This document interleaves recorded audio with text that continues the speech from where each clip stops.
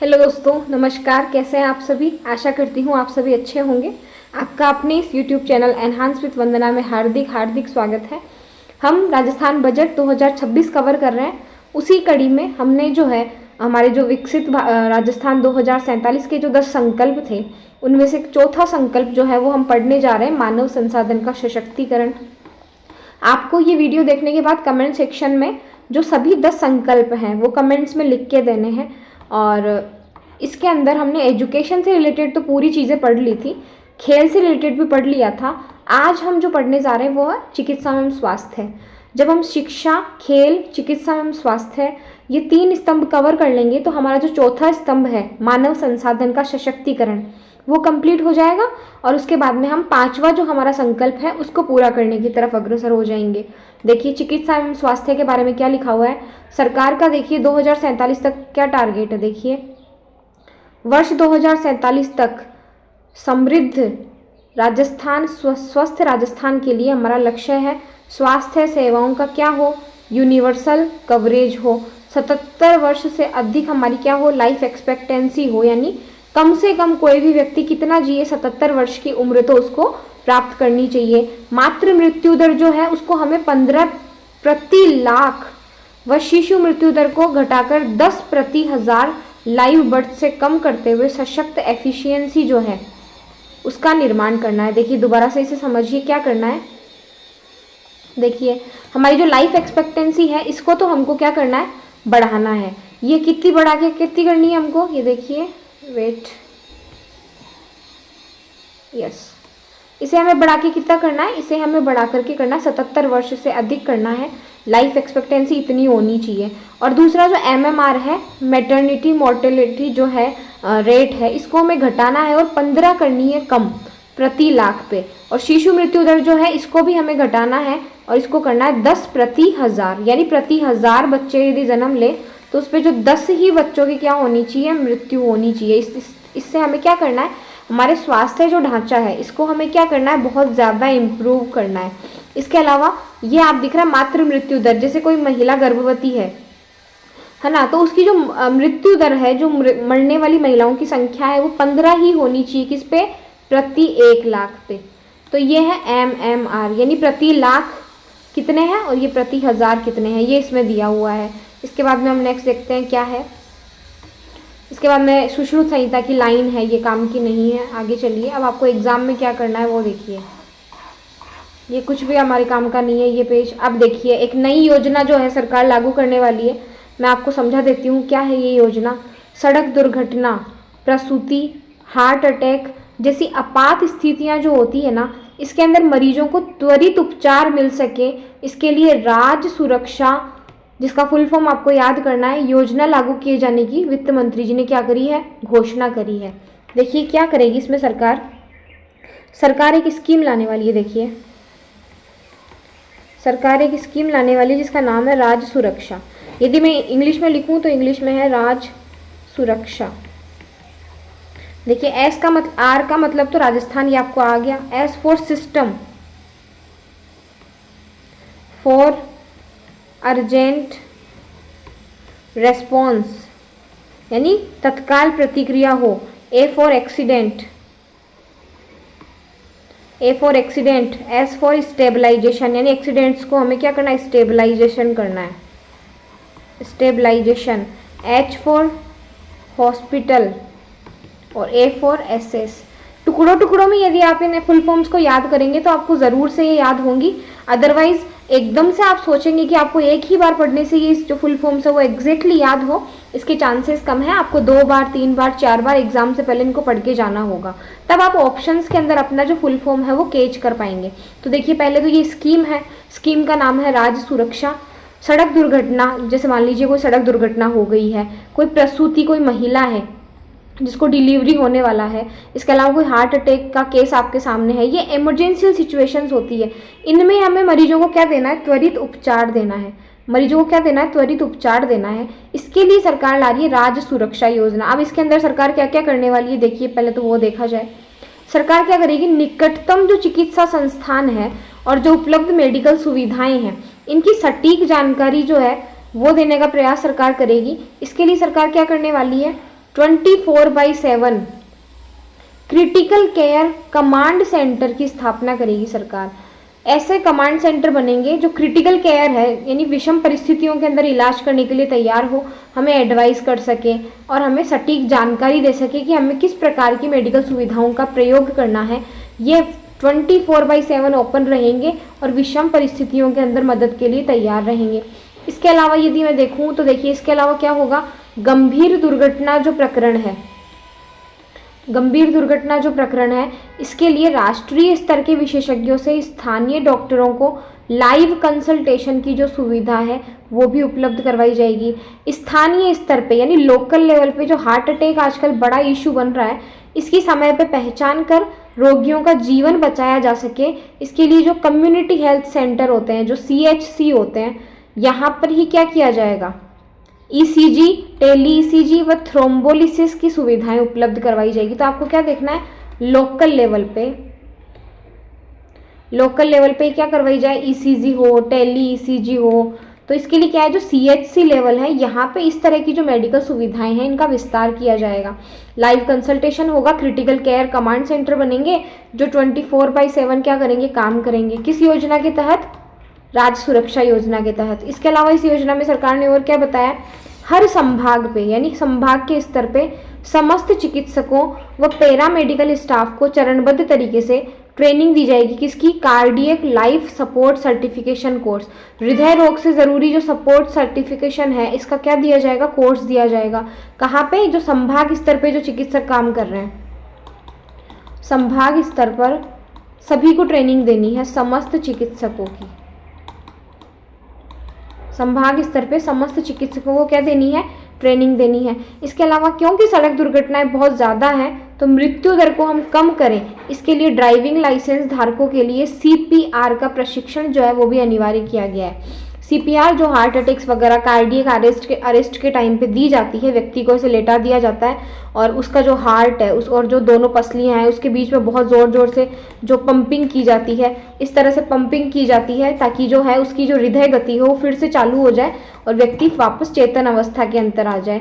बहुत से ऐसे चांसेस है, 90% चांसेस के अंदर हार्ट अटैक के जस्ट बाद में यदि CPR दे दिया जाए तो व्यक्ति की जान जो है वो बचने के चांसेस ज़्यादा बढ़ जाते हैं। तो सरकार हार्ट अटैक को ज़्यादा इसमें प्रायोरिटी दे रही है। इसके अलावा 250 अति आधुनिक एम्बुलेंसेज भी उपलब्ध करवाई जाएगी। ठीक है, 250 एम्बुलेंसेज होंगी और रेस्ट एरियाज़ के अंदर ये एम्बुलेंस होंगी, हाईवेज पे तैनात की जाएंगी ताकि ऐसी कोई ट्रेजेडी हो तो हाथों हाथ जो एम्बुलेंस की सर्विस है वो प्रोवाइड करवाई जा सके। तो देखिए अब इसके अंदर हमें क्या करना है, फिर से हम रिवीजन कर लेते हैं। सबसे पहले तो आपको क्या करना है, सरकार एक योजना ला रही है, राज्य सुरक्षा योजना। तो आपको सबसे पहले तो इसका फुल फॉर्म लिखना है। तो देखिए हम जैसे हम ऑलवेज फुल फॉर्म्स याद कर रहे हैं वैसे हम इसको भी याद करेंगे, राज्य सुरक्षा। देखिए राज का मतलब राजस्थान, एस का मतलब क्या था, यू का, आर का, ए का, के, एस, एच और ए, और इन सब के वर्ड्स को बीच में जोड़ते हुए कुछ ना कुछ तो आता रहेगा। तो देखिए अब क्योंकि ये हॉस्पिटल से जुड़ी हुई योजना है तो आपको क्या करना है, system, S for system, for urgent, R for response, A for, A का क्या मतलब है, एक्सीडेंट,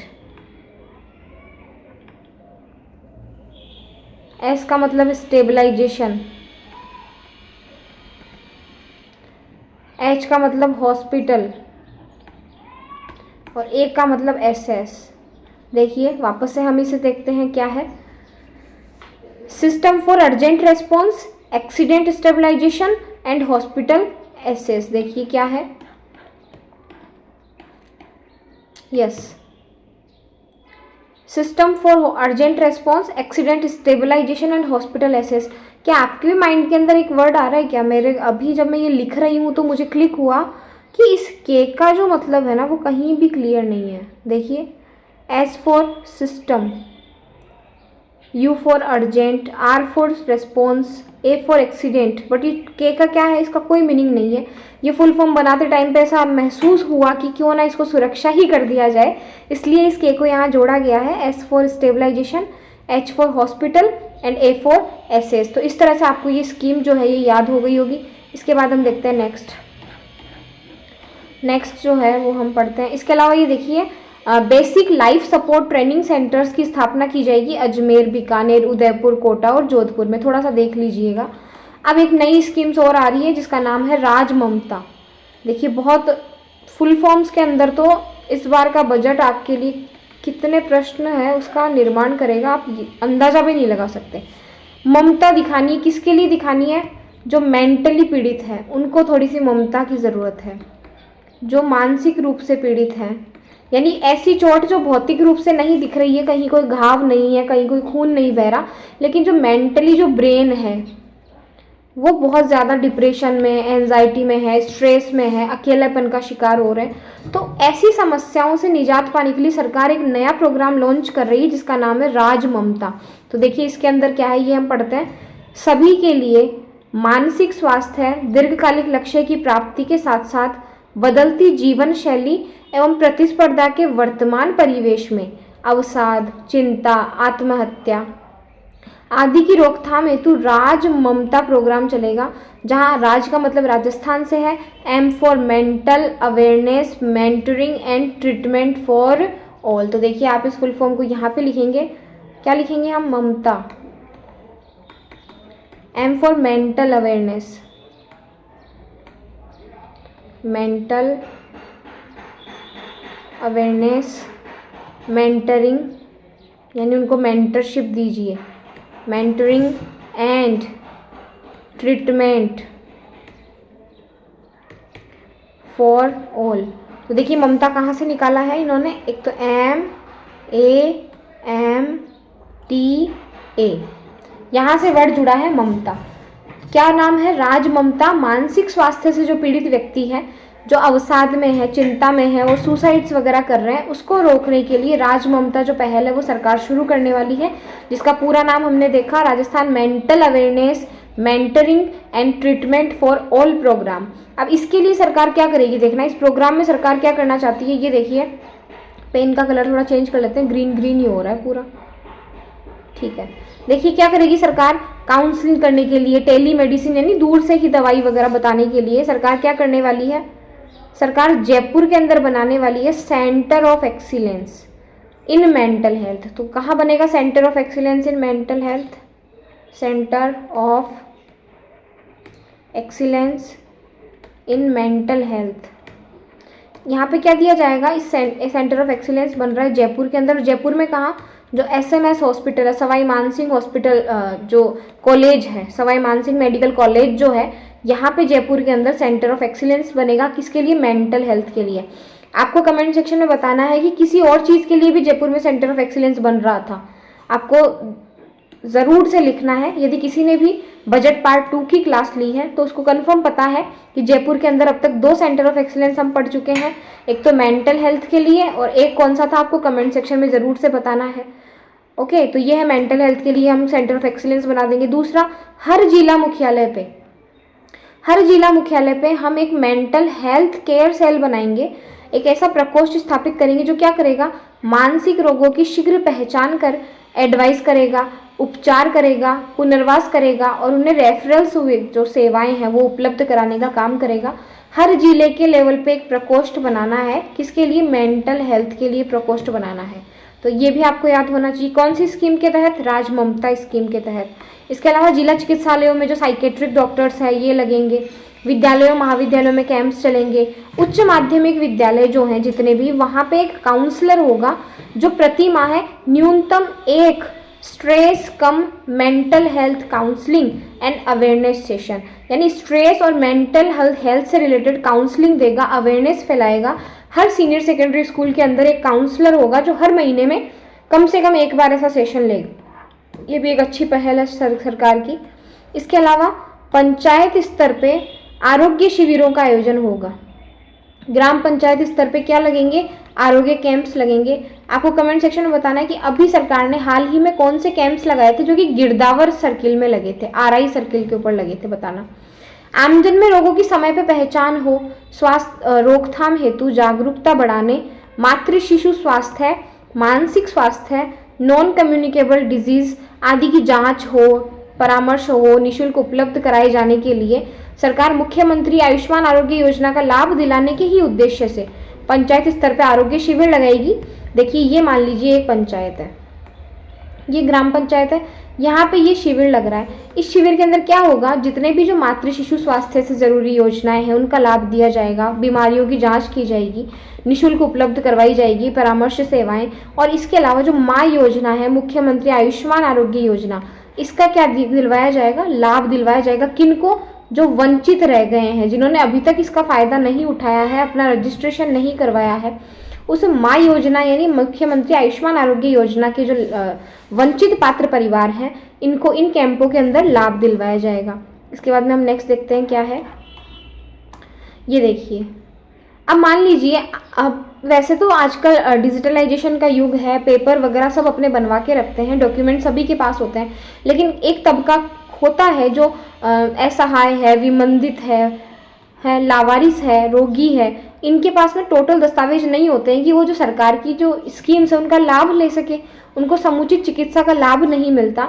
इसलिए सरकार ने अपनी संवेदनशीलता का परिचय देते हुए मुख्यमंत्री आयुष्मान आरोग्य योजना एवं निरोगी राजस्थान योजना के अंतर्गत निःशुल्क चिकित्सा सुविधा का लाभ दिलाए जाने की क्या करी है, घोषणा करी है। तो आपको ये अच्छे से याद रखना है, क्या काम है कि जो माँ योजना से वंचित कौन कौन, असहाय, विमंदित और लावारिस, ऐसे रोगी जो सिर्फ डॉक्यूमेंट्स की वजह से सरकार की योजनाओं का लाभ नहीं ले पा रहे, उनको भी निःशुल्क चिकित्सा सुविधा का लाभ दिलवाया जाएगा। तो बहुत ही सेंसिबल जो काम है ये सरकार ने किया है।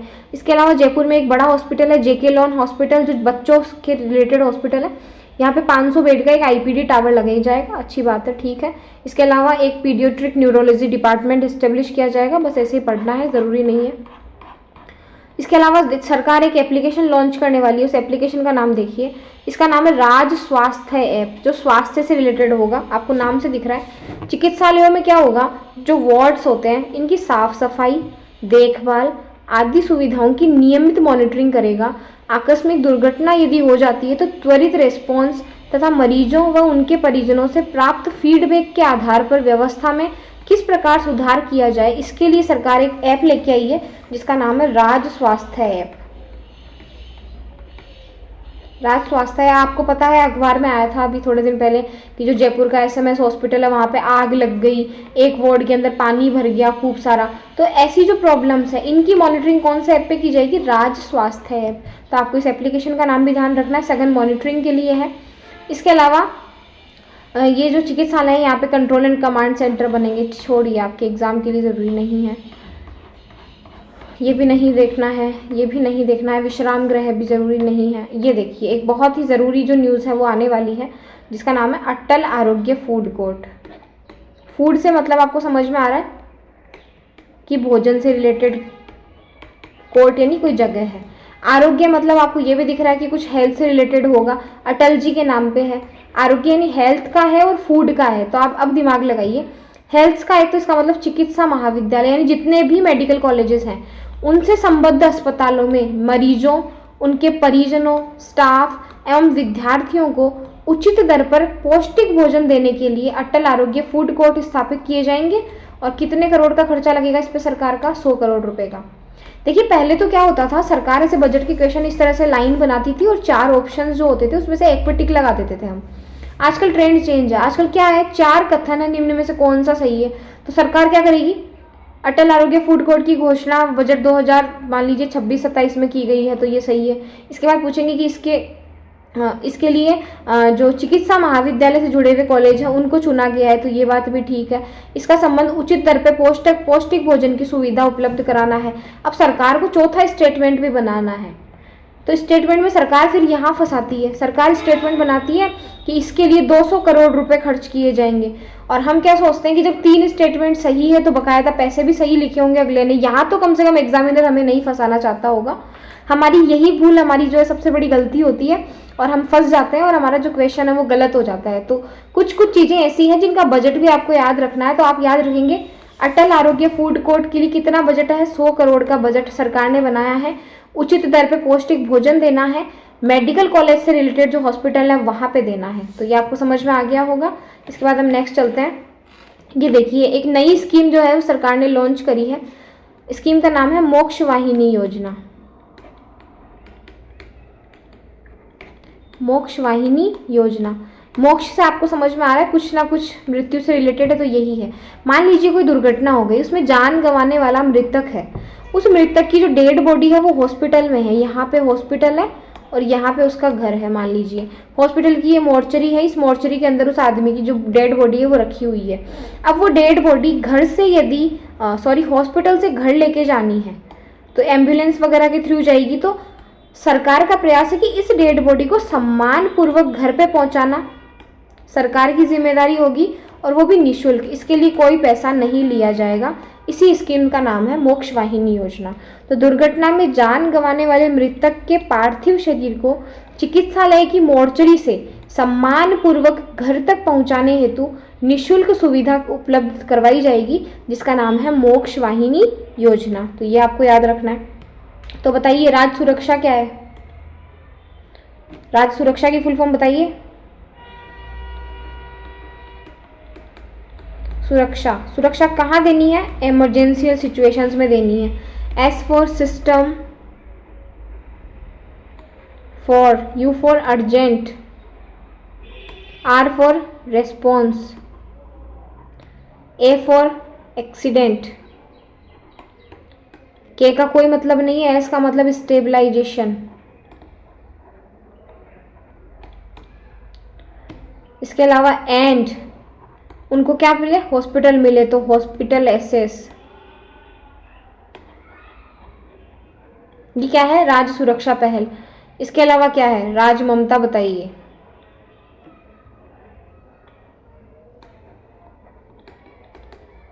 ममता किसको दिखानी है? मेंटल हेल्थ से जो पीड़ित है उनको। M for mental, A for awareness, M for mentorship, mentoring, and T for treatment, for A for all. तो देखिए क्या बन गया? एम, ए, एम, टी और ए। इस तरह से ये नाम पूरा हो गया राज ममता पहल। चलिए नेक्स्ट हम देखते हैं। 4 स्तंभ हमने देख लिए हैं। 5वां स्तंभ है सुदृढ़ सामाजिक सुरक्षा प्रणाली। 5वां स्तंभ है सुदृढ़ सामाजिक सुरक्षा किस तरह से देनी है, लोगों को क्या मिले? सोशल सिक्योरिटी मिले, यानी उनका बीमा हो, उनकी पेंशन हो, उनकी सैलरी हो, उनका इंश्योरेंस वगैरह, सैलरी वगैरह, पेंशन वगैरह, ये सब उनकी क्या है? सामाजिक सुरक्षा के अंदर आती हैं। तो ये सब देखनी है हमें। अभी हम देखना शुरू करते हैं। ये देखिए, ये नेल्सन मंडेला जी का एक कथन है। हम एग्ज़ाम के लिहाज से क्योंकि शुरू करने वाले हैं तो हम यही देखते हैं। ये देखिए, महिला सशक्तिकरण के लिए क्या किया जा रहा है? हर जिले पे, हर जिला स्तर पे एक ग्रामीण महिला बीपीओ बनेगा। ग्रामीण महिला बीपीओ। अब बीपीओ का फुल फॉर्म क्या है?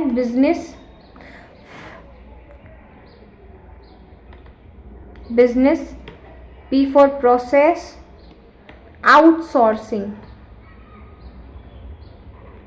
क्या है ये? कि बिजनेस कर रही है, कौन कर रही है? आजीविका से जुड़ी हुई महिलाएं कर रही है, कुछ ग्रामीण महिलाएं कर रही है।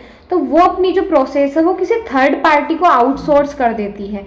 जो कुछ गैर मुख्य कार्य जो होते हैं वो किसी थर्ड पार्टी को क्या कर दिए जाते हैं? आउटसोर्स कर दिए जाते हैं, जिससे जो टाइमिंग वगैरह, टाइम एंड कॉस्ट वगैरह जो बचती है वो हम किसी और काम में लगा सकते हैं, जिससे हमारा क्या होता है? इकोनॉमी जो है उसके अंदर क्या मिलता है? बूस्टअप मिलता है। तो यही है, महिलाओं के लिए ऐसी सुविधा बनाई जाएगी और हर जिले में बनाई जाएगी। तो देखिए क्या है, हम पढ़ते हैं कि महिला सशक्तिकरण एवं फाइनेंशियल इंक्लूजन के दृष्टिगत 16 लाख से अधिक महिलाओं को लखपति दीदी की श्रेणी में लाया गया है। इसी कड़ी में ग्रामीण क्षेत्र की महिलाओं को आर्थिक संबल प्रदान करने एवं रोजगार के पर्याप्त अवसर उपलब्ध करवाने के लिए जिला स्तर पर रूरल विमेन बीपीओ स्थापित किए जाएंगे, जिस पे सरकार का खर्चा 100 करोड़ रुपए का आएगा। तो क्या याद करना है? अब तक हमने 16 लाख जो महिलाएं हैं इनको क्या बना दिया है? लखपति दीदी बना दिया है। 16 लाख महिलाओं को हमने लखपति दीदी तो बना दिया है। अब हम हर जिले पे क्या बनाएंगे? एक ग्रामीण महिला बीपीओ बनाएंगे, बिजनेस प्रोसेस आउटसोर्सिंग बनाएंगे, जिससे जो ग्रामीण क्षेत्र की महिलाएं हैं वो क्या होंगी, वो आर्थिक रूप से संबल बनेगी। 100 करोड़ रुपए इस स्कीम पे क्या किए जाएंगे, खर्च किए जाएंगे। इसके बाद देखिए हम नेक्स्ट क्या कर रहे हैं, महिला उद्यमिता को हमें बढ़ाना है। इसके लिए हम जो मुख्यमंत्री लखपति दीदी जो योजना चल रही थी, ऋण योजना, इसके अंतर्गत जो लखपति दीदियों को पहले 1 लाख रुपए के लोन पे ब्याज अनुदान जो मिलता था, 1 लाख रुपए तक के जो लोन है इस पे ब्याज में छूट मिलती थी, ब्याज सब्सिडी मिलती थी, वो अब 1 लाख से बढ़ा के कितनी कर दी गई है, 1.5 लाख रुपए कर दी गई है। वर्तमान में अब कोई ऐसी लखपति दीदी जो 1.5 लाख तक का लोन लेती है तो उसे भी क्या दी जाएगी, ब्याज पे सब्सिडी दी जाएगी। देखिए मुख्यमंत्री लखपति दीदी ऋण योजना के अंतर्गत राज्य की लखपति दीदियों को ब्याज अनुदान पर दिए जा रहे ऋण की सीमा 1 लाख रुपए से बढ़ाकर 1,50,000 रुपए करने की मैं घोषणा करती हूँ। तो इस तरह से हमने देख लिया मुख्यमंत्री लखपति दीदी ऋण योजना। नेक्स्ट 1 लाख से 1.5 लाख। अब सरकार जो है कुछ सेंटर्स बनाएंगी। ये देखिए अब सरकार का मुख्य कार्य है राजीविका पे। राजीविका के अंतर्गत संगठित 100 क्लस्टर लेवल जो फेडरेशन है, यानी क्लस्टर के रूप में महिलाएं जो काम कर रही है। अब कोई क्लस्टर है, वहाँ पे 10 महिलाएं मान लीजिए काम कर रही है, तो उन महिलाओं के बैठने के लिए कोई जगह भी तो होनी चाहिए। तो एक ऐसा जो भवन है, कार्यालय जो है वो उनको उपलब्ध करवाया जाएगा। तो देखिए क्लस्टर लेवल फेडरेशन के कार्यालय एवं अन्य उपयोग के लिए क्या उपलब्ध करवाए जाएंगे, उन महिलाओं को भवन उपलब्ध करवाए जाएंगे।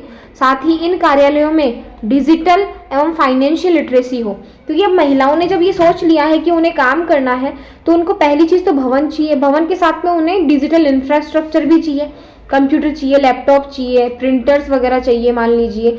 तो ये डिजिटल जो लिटरेसी है ये भी प्रोवाइड करवानी है, और साथ में उनको फाइनेंशियल लिटरेसी यानी किस तरह से पैसे का भुगतान करना है, लेन देन किस तरह से करना है, अपनी फाइल मेंटेन किस तरह से करनी है, ये सब काम करने तो उनको सक्षम बनाना होगा।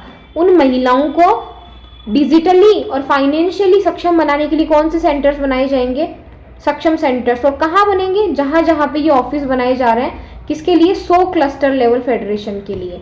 तो आपको ये समझ आ गया होगा, 25,000 रुपये सरकार इस पे खर्च करेगी। अब आप जानते हैं सरकार ने ड्रोन दीदी बनाई, लखपति दीदी बनाई, तो अब सरकार बनाने जा रही है बैंक सखी। क्या बनाएगी, बैंक सखी, जो कि गांव गांव के अंदर क्या करेगी, बैंक से संबंधित जो सुविधाएं हैं, बैंकिंग की जो योजनाएं जो होती हैं, बैंकिंग की जो प्रोसेस होती है उसके बारे में क्या देगी, जानकारी देगी। तो देखिए नेक्स्ट ये देखिए राजीविका की ही स्वयं सहायता समूह की लगभग 5,000 महिलाओं को प्रशिक्षित कर बीसी बनाया जाएगा। बीसी यानी बैंकिंग कॉरेस्पोंडेंट, जो बैंक और लोगों के बीच में कड़ी का काम करेगी। यहाँ पे बैंक होगा और यहाँ पे पीपल, तो ये क्या करेंगी, आपसी संवाद का क्या बनेगी, माध्यम बनेगी। तो देखिए राजीविका की स्वयं सहायता समूह की लगभग 5,000 महिलाओं को प्रशिक्षित कर बीसी सखी बनाया जाएगा। साथ ही 1,000 महिलाओं को प्रशिक्षित कर बैंक सखी के रूप में ग्रामीण बैंक शाखाओं से भी जोड़ा जाएगा। तो देखिए 5,000 तो बनेगी बिजनेस कॉरेस्पॉन्डेंट सखी और 1,000 बनेगी बैंक सखी। देखिए दो चीजें हैं, आप कंफ्यूज मत होइएगा। ये तो है 5,000 तो बीसी सखी,